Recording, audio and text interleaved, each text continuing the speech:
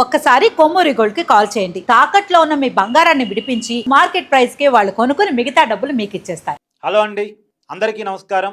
నేను మీ కట్టా కార్తీక్. ఒక బిగ్ బ్రేకింగ్గా చెప్పాలి. ఫోన్ ట్యాపింగ్ కేసులో బీఆర్ఎస్ అధినేత మాజీ ముఖ్యమంత్రి ప్రస్తుత తెలంగాణ ప్రతిపక్ష నాయకుడిగా ఉన్నటువంటి కేసీఆర్కి నోటీసులు పంపదలుచుకున్నట్టుగా తెలియవస్తున్న సమాచారం.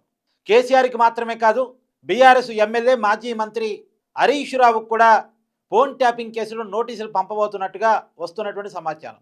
తెలంగాణ అసెంబ్లీ సమావేశాల తర్వాత కేసీఆర్కు అలాగే హరీష్ రావుకు నోటీసులు పంపించి వారిని విచారించాలని ఫోన్ ట్యాపింగ్ని విచారిస్తున్నటువంటి సిట్ టీం భావిస్తున్నట్టు తెలియవస్తున్న సమాచారం. కేసీఆర్ని సజ్జనారు విచారించబోతున్నారా? 29వ తారీఖు నుంచి తెలంగాణ అసెంబ్లీ సమావేశాలు జరగబోతూ ఉన్నాయి. ప్రధానంగా నీటి పంపకాల విషయంలో చర్చ జరగబోతూ ఉంది. కేసీఆర్ మొన్న బీఆర్ఎస్ పార్టీ నాయకులతో సమావేశమై ప్రెస్ మీట్ కూడా పెట్టారు. ప్రస్తుతం తెలంగాణకి నీటి పంపకాల విషయంలో అన్యాయం జరుగుతుందని, రేవంత్ రెడ్డి సర్కార్ నిర్లక్ష్యం చేస్తుందని మాట్లాడారు.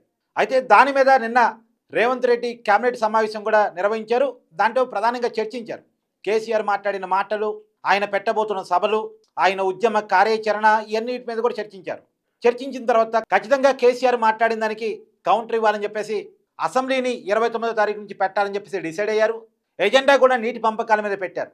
కేసీఆర్ రావాలని డిమాండ్ చేయడం మొదలెట్టేశారు. అసెంబ్లీ సమావేశాల్లో ముఖ్యమంత్రి రేవంత్ రెడ్డి నీటి పంపకాల విషయంలో బీఆర్ఎస్ హయాంలో ఎలా ఉంది, కాంగ్రెస్ హయాంలో ఎలా ఉంది, కేంద్రం ఎలా నిర్లక్ష్యం చేస్తూ ఉంది, కాంగ్రెస్ ప్రభుత్వం ఎలా ప్రశ్నిస్తూ ఉంది, గతంలో కేసీఆర్ ఏం చేశాడు, దీని మీద పవర్ పాయింట్ ప్రజెంటేషన్ ఇవ్వబోతున్నట్టు తెలుస్తూ ఉంది. ఇదొక పక్క నడుస్తూ ఉంది.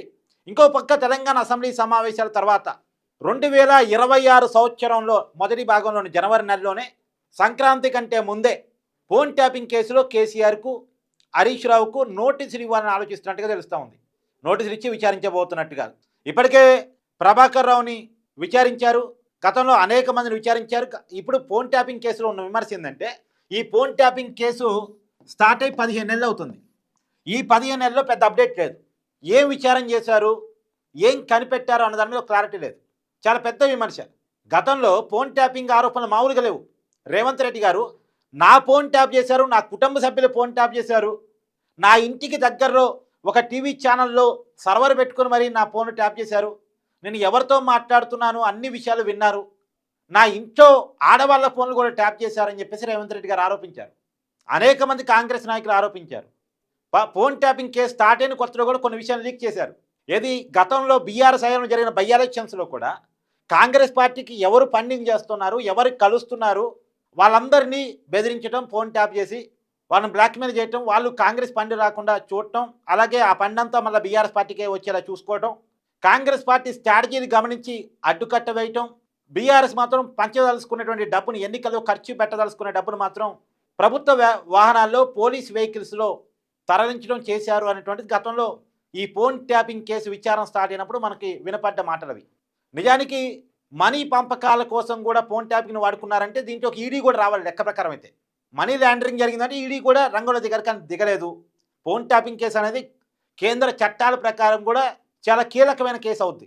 కానీ ఈ కేసులో కీలకమైనటువంటి అంశాలని పట్టుకోవటంలో, రాబట్టంలో గతంలో విచారించినటువంటి వ్యక్తులు విఫలమయ్యారనేటువంటి విమర్శ ఉంది.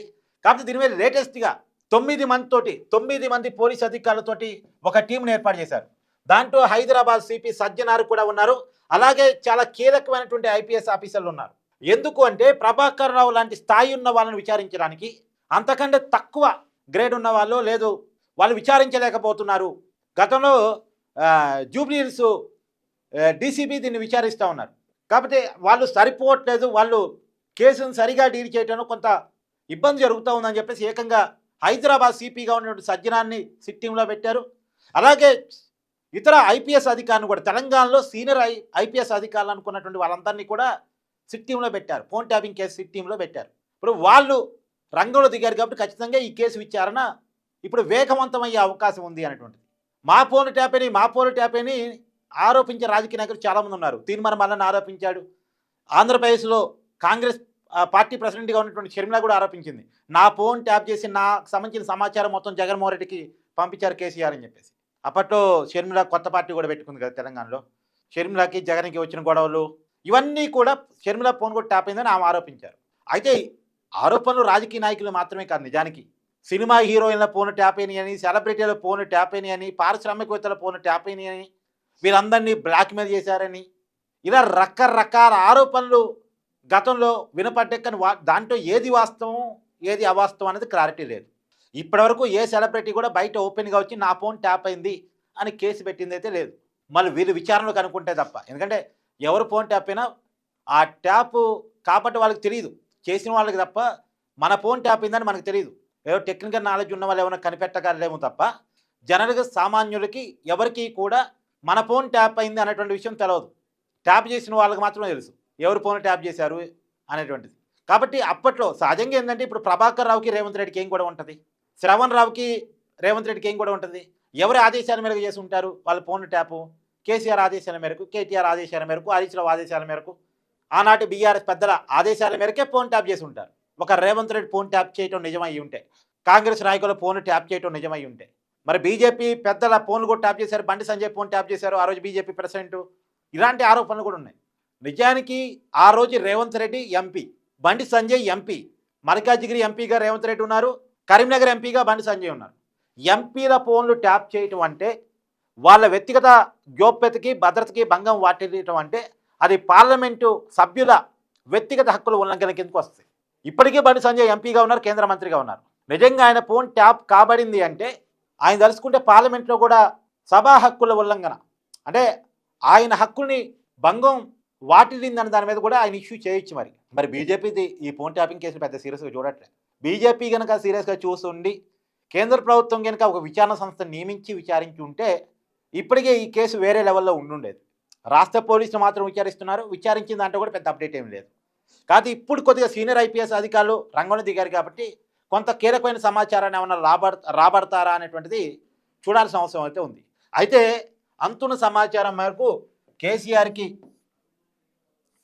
నోటీసులు బాబోతున్నాయి, అలానే హరీష్ రావుకి నోటీసులు బాబోతున్నాయి.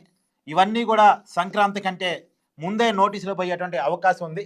ఈ నెల 29 నుంచి తెలంగాణ అసెంబ్లీ సమావేశాలు ఉన్నాయి కాబట్టి ఈ అసెంబ్లీ సమావేశాల తర్వాత న్యూ ఇయర్ తర్వాత ఖచ్చితంగా నోటీసులు కేసీఆర్కి హరీష్ రావుకి వెళ్ళేటువంటి అవకాశం ఉంది అనేటువంటి సమాచారం మాత్రం తెలంగాణ రాజకీయాల్లో బలంగా వినపడుతూ ఉంది. చూడాలి ఈ ఫోన్ ట్యాపింగ్ కేసులో విచారణకి. అంటే ఒకవేళ అరెస్టు చేస్తారని అనుమానం మీకు రావచ్చు, కానీ అరెస్టు చేస్తారని నేనైతే అనుకోను. ఎందుకంటే కేసు ఛార్జ్షీట్ లెవెల్లో ఉంది. కేసు ఛార్జ్షీట్ లెవెల్లో ఉన్న తర్వాత అరెస్ట్ చేయరు జనరల్గా. వన్స్ ఛార్జ్షీట్ వేశారు అంటే అరెస్ట్ చేయడానికి అవకాశం ఉండదు. ఇప్పటికే ఈ కేసులో చాలామంది అరెస్ట్ అయ్యారు, జైలుకి వెళ్ళారు, బెయిల్ మీద బయటకు వచ్చారు. మరి ఈ లెవెల్లో కేసీఆర్ని అరెస్ట్ చేస్తారు, హరీష్ రావుని అరెస్ట్ చేస్తారు అని నేనైతే భావించట్లేదు. మరి చూడాలి రాబోయే కాలంలో ఏం జరిగిద్ది అనేటువంటిది. Thank you.